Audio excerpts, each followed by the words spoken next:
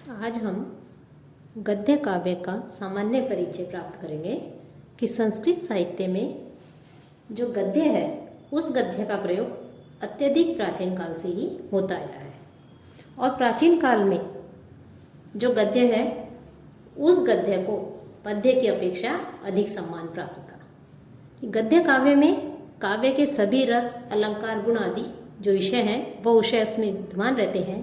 गद्य के विषय में एक उक्ति प्रसिद्ध है कि गद्य कवि नाम निकषम वदंती, अर्थात गद्य कवियों की कसौटी है। संस्कृत गद्य लेखन की परंपरा वैदिक संहिताओं की तरह ही प्राचीन है। ऋग्वेद संहिता संस्कृत पद्य और गद्य दोनों का प्राचीनतम आधार है।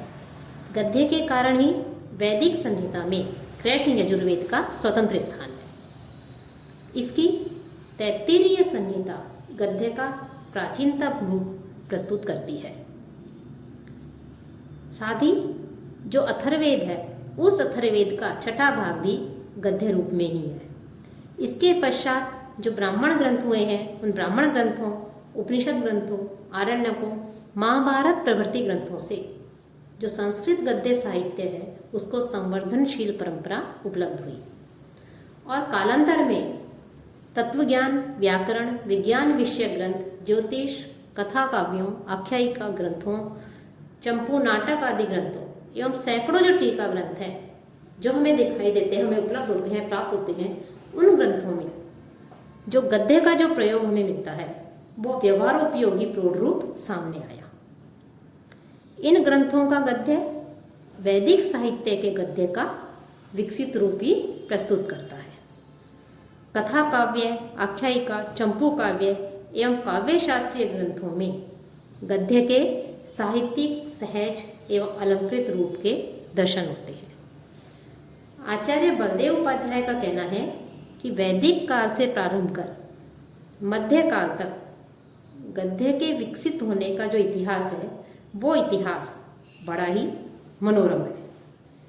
गद्य के दो प्रकार के रूप मिलते हैं। वैदिक काल का सीधा साधा बोलचाल का गद्य तथा दूसरा लौकिक संस्कृत का प्रौढ़ समास बहुल गाढ़ बंध वाला गद्य है। और ये जो दो प्रकार के जो गद्य हैं, वैदिक काल का सीधा साधा सामान्य बोलचाल का गद्य और लौकिक संस्कृत का प्रौढ़ समास बहुल गाढ़ बंध वाला गद्य, इन दोनों ही प्रकार के ग्रंथों जो गद्य हैं इन गद्यों में अपना विशिष्ट सौंदर्य और आकर्षण है। इनमें दोनों में से किसी को श्रेष्ठ या किसी को हीन नहीं कह सकते।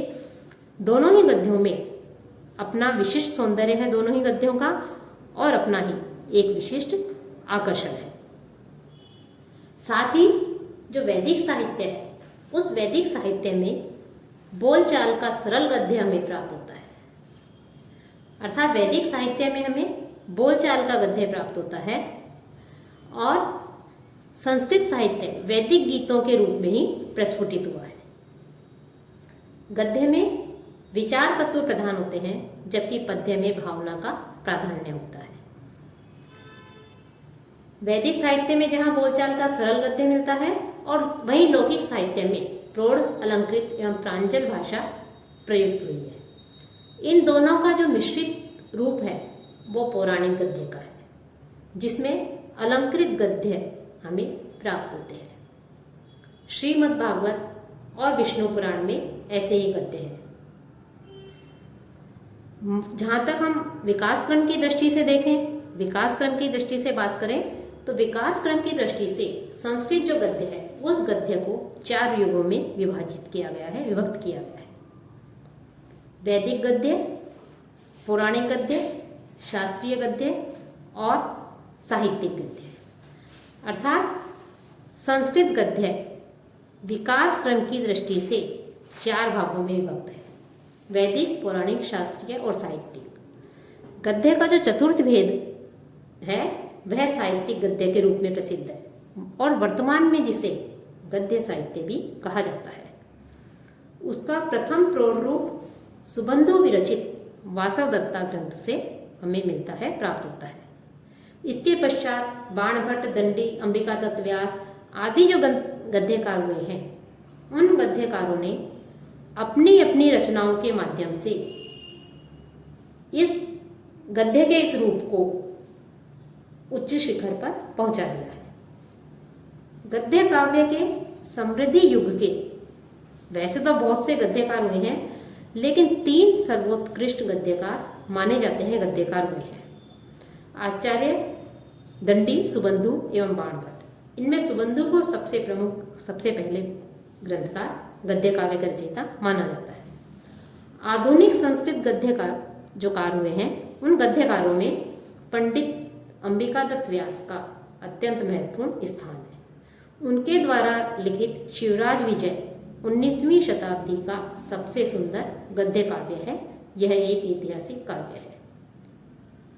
तो जो गद्य काव्य के जो 3 सर्वोत्कृष्ट गद्य काव्यकार माने गए हैं, सुबंधु, बाणभट्ट और दंडी, उनमें जो सुबंधु हैं, उन सुबंधु के वासव दत्ता की जो रचना है, वासव दत्ता के नाम से विख्यात एक ही गद्य काव्य हमें मिलता है।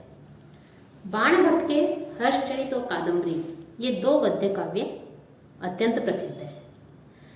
दंडी 3 ग्रंथों के रचयिता माने जाते हैं, लेकिन उनकी जो 2 कृतियां हैं, काव्यादर्श और दश कुमार चरित, ये दोनों कृतियां अत्यंत प्रसिद्ध हैं। तो इस प्रकार से जो संस्कृत गद्य काव्य है, गद्य लेखन की जो परंपरा है, वो वैदिक संहिताओं की तरह ही प्राचीन है और वैदिक साहित्य के विकसित रूप को ही जो बाद का जो साहित्य है, उस साहित्य में उसको वहाँ पर प्रस्तुत किया गया है। कथा काव्य, आख्यायिका, चंपू काव्य और काव्य शास्त्रीय ग्रंथों में गद्य के साहित्यिक, सहज एवं अलंकृत जो है हमें वहाँ पर रूप जो है देखने को मिलते हैं, दर्शन होते हैं। और शास्त्रीय गद्य का भी अपना एक महत्वपूर्ण स्थान रहा है। संस्कृत गद्य काव्यों की विशाल परंपरा रही है और उस विशाल परंपरा में अनेक जो है कवि, अनेक कवियों ने अपनी रचनाएं भी की है। संस्कृत गद्य का वास्तविक विकास आख्यायिका एवं गद्य काव्यों से होता है। तो जो प्रमुख गद्य काव्यकार हैं जिन्होंने गद्य काव्यों की रचना की है, उनमें सुबंधु, दंडी और बाण। इनसे पूर्व अनेक महान गद्य लेखक हो चुके हैं, लेकिन ये तीनों ही, सुबंधु, दंडी और बाण, संस्कृत गद्य काव्य के महान दीप स्तंभ माने गए हैं। ये उनके महान दीप स्तंभ हैं। तो इस प्रकार से गद्य काव्य जो है, इसका संस्कृत साहित्य में इसका प्रयोग अत्यंत प्राचीन काल से होता आया है और उससे पूर्व वैदिक संहिताओं में भी इसका प्रयोग हमें देखने को मिलता है।